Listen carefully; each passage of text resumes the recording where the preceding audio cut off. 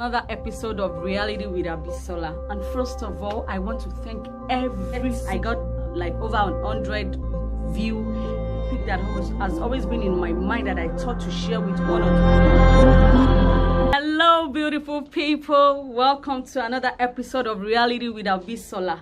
And first of all, today I want to take my time to thank everybody that have taken their time to watch my first video on YouTube. That meant a lot to me. Thank you so much. I got over 100 views in less than 48 hours. Thank you. I really appreciate you. God bless you. And so today I'm going to be talking about a very crucial topic that has always been in my mind. I thought to share with a lot of people out there.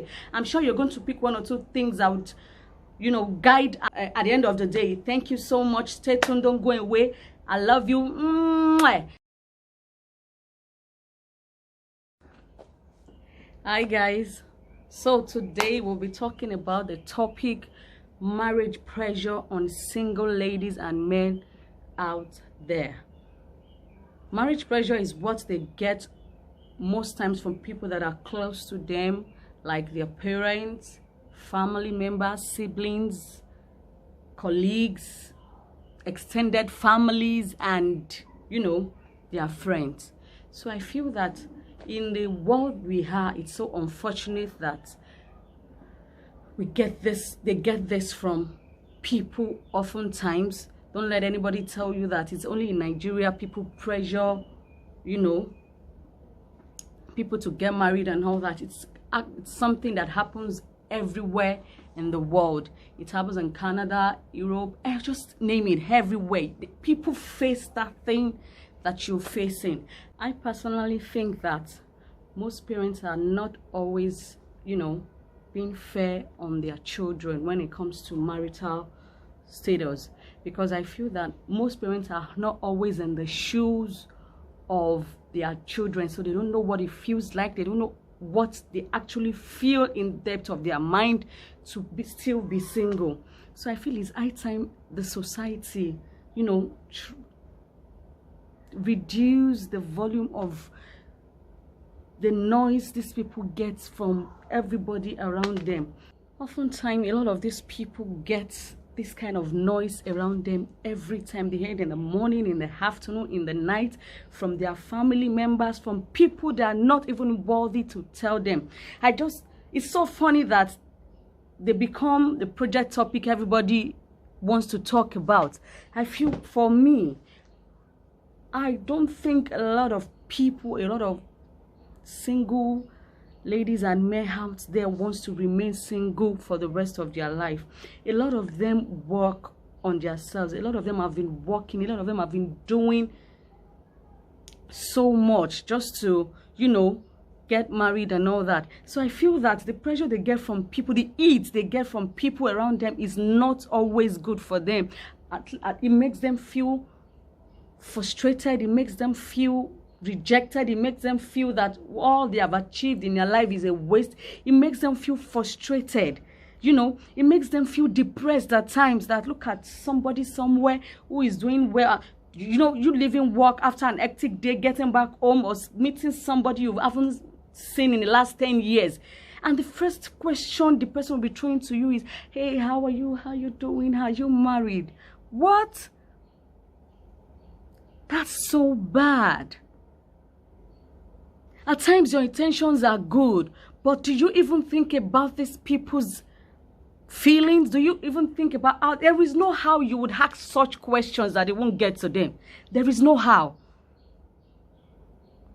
Because it's a part of their life that they are really working on. It's a part of their life that they are investing so much in. You won't just come from nowhere and come and be splitting trash from your mouth, or because you want to make a point.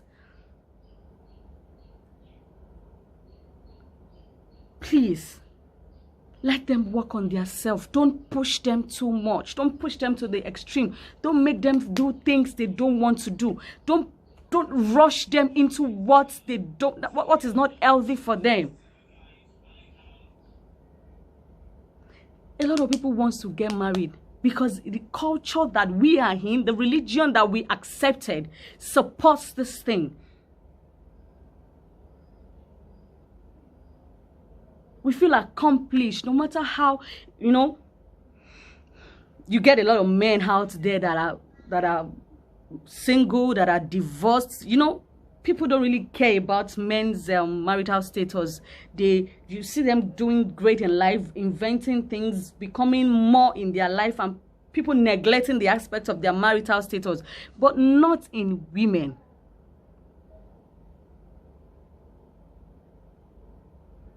I feel that the society should reduce the volume of that noise of get married, get married, get married. It's so unfair that people don't even really want to care about your life in that marriage, what you're going through in that marriage. They just want you to go into that thing, whatever comes out of it. They will even be the ones to come and say, look at who she eventually ended up with. Look at who she intends to spend the rest of her life with. How can somebody see this kind of man and say, this is whom I want to marry? What do you want them to do? They remain single, you talk. They try to get married, you talk. They leave the marriage, you talk. And that's why I'm going to tell you, beautiful ladies out there, don't let anybody make you or turn you to who you're not. Always constantly remind yourself of who you are, of what you want in a man, of the kind of marriage you pray to have. A lot of marriages out there, have really changed the perspective of these single ladies that doesn't even want it to be married. Because a lot of marriages they see around them are abusive marriages that it even scares them away. They don't want to, you know, they don't want to go into it so that they don't feel what those people are facing. You don't need anybody to tell you that you're beautiful. You are beautiful just the way you are. Don't let all those words affect you mentally. Don't let it push you into doing things you don't want to do. Don't let it push you into doing things you won't be proud of. You need to be patient. You need to be calm with yourself, and you need to be positive about it. Marriage is supposed to be a union between two people, you know. A union two people give consent to, commitment, respect, emotions, love. Not something you will rush into because of peer pressure or what somebody will say. That person is not going to follow into that marriage. Because if you run into marriage, my dear sister, you will rush out. You need to take your time and know the kind of man you want, the kind of things you want in a man, not the imaginary expectations of men. That's where the problem comes from, single ladies. You know, we already have it all wrapped up in our head. We want a tall, handsome, loaded, rich, soft-spoken, blah, blah, blah. My dear sister, wake up from your slumber. You are not watching a movie. It's your life. You're not perfect either. You can't want everything in a man because they don't get everything in you as well. If that person is also thinking of the kind of person he wants in his or her life, you're also thinking of the kind of person you want to. Nobody will marry each other. Because we all are just human. That's how God created us. That's why they say men completes you, you complete men. No matter how old you are, don't let peer pressure push you into doing things. Who tells you it is too late or too young for you to marry? You can get married at 30 and have a sweet, loving home. And you can get married at 25. That doesn't guarantee you of a beautiful home. I don't need to overemphasize that. Delay is no denial, my love. You might be slow, but you're getting there. You're working, you're putting in effort, and God is seeing it. And that's why you need to be prayerful as well, because there is something called destiny. You can change your destiny by yourself. Only you can change your destiny by talking to God about what you want. Don't compromise your standard or because you want to marry. Don't settle for less, or because you want to marry. Because the truth is, what is bad in a man will remain bad. You cannot change a man except the person finds it needful to change. You won't change him except he wants to change himself. The only thing you can do is adjust your life to the standard of that person. But I used to say something, a broken relationship, it's better than a broken home. Because at that point, you have so many things putting into consideration. You have your children, you have your marital status, you have your work ethics, you have so many things. You don't want people to, you have something that's happened before that you don't want to repeat itself in your life.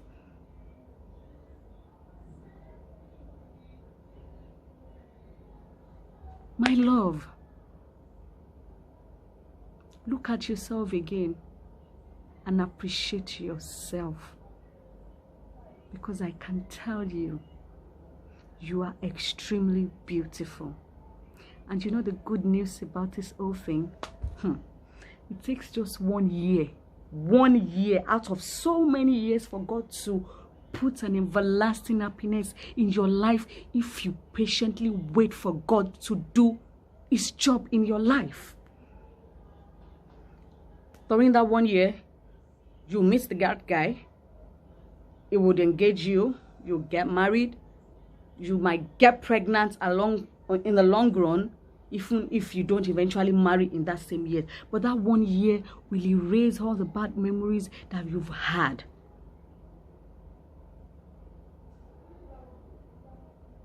You don't want to raise your children in an abusive home. You don't want your own mistake to affect the children. You don't want your own negligence, your own fault to destroy the foundation of your kids. Because in marriage, everything that happens in that marriage does not affect you alone. It affects your children much more than it does to you. Because you chose it for yourself. They don't have the power to choose their parents. You have the power to choose their father or mother.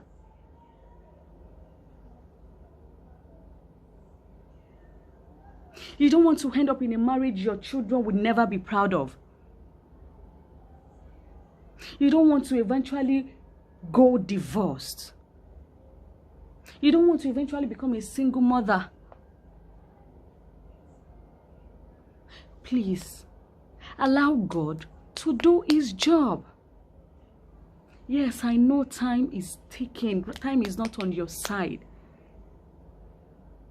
But then your happiness should be paramount to you. And the truth is, even our economy is one of the contributions of this shit that we find ourselves in. A 36-year-old man is still out there looking for a job. A 34-year-old man is still just got a job of 40,000. What would that do? You yourself, how much are you earning? Are you that okay that even if you meet somebody that loves you and the person is not financially buoyant, is your own income enough to take care of you both? Talk less of a child.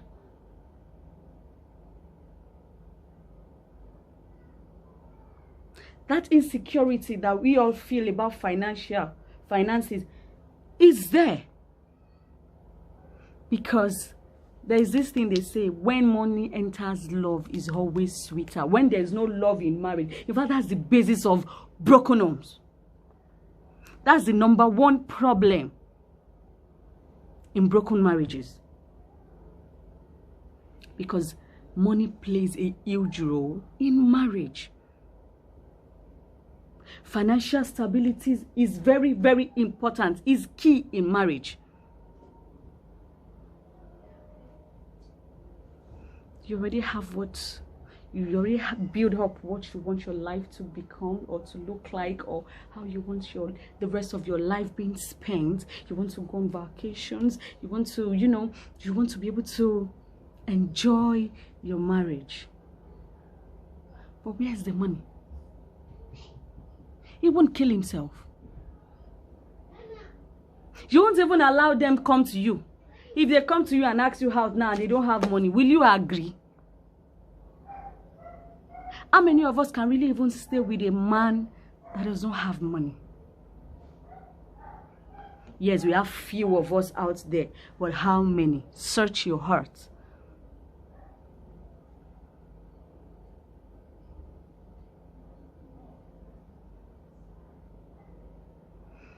Please, my dear sister, my handsome, cute-looking guy out there, if you know you're rich, if you know you have all it takes to get married, go and marry. Go and pick one of us out there. Don't go and be jumping from one thing to another to the another. At the end of the day, the money that you're supposed to use to start up your family, you have finished it before you eventually meet the girl. You now be telling the girl, if I had met you 2000 and if I had met you 1990, things wouldn't have become like this for you. What happens if you had married that early?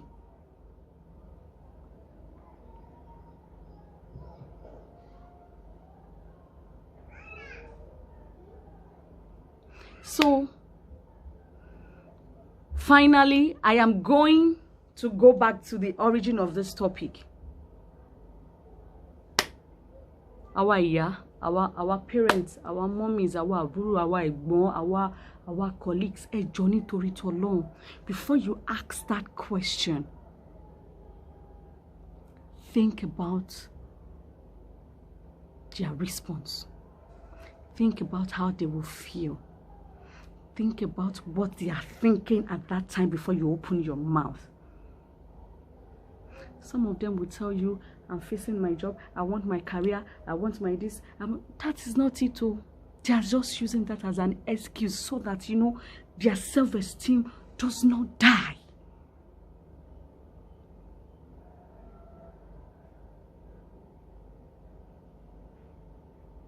And I'm telling you today, God would answer that secret prayer. That's that you're asking God in the dark. That's that you're asking God where there is nobody. He would openly answer you in the name of Jesus. Please, know your self-worth. Don't belittle yourself all in the name of marriage. There is nothing bad in that your behavior that is not in somebody else who is married. In the meantime, while that right guy is coming, work excessively on yourself. Look into your life. Look at the things that you think you are doing. Pick up somebody that is happily married and get close to them. Look at what they do, what she commits, what she gives, what makes that family strong. What you see in that marriage that makes you feel, yes, I want to get married. Ask them how they do it. Give yourself for people to be able to correct you. When they say this is something bad that you're doing, when they see one particular behavior that you have that is not right, let them tell you. Because if you don't listen, it might push you out of your marriage eventually. Thank you so much for taking your time to watch this video. And always bear in mind that I love you so much. And I want you to do the same to yourself. Love yourself and love God, because He is the remote control of our lives, and I'm sure that He would do the best for every one of us. I love you so much. I hope this has put a little smile on your face that you're not in this alone. Thank you so much for taking that little out of your time to watch this video. Thank you. I really appreciate it. If you find this video helpful, please like my video, give my video a thumbs up, and press that bell to subscribe to my channel. I love you so much. Please help me share this video to everybody you think needs to hear this. I love you. See you next time.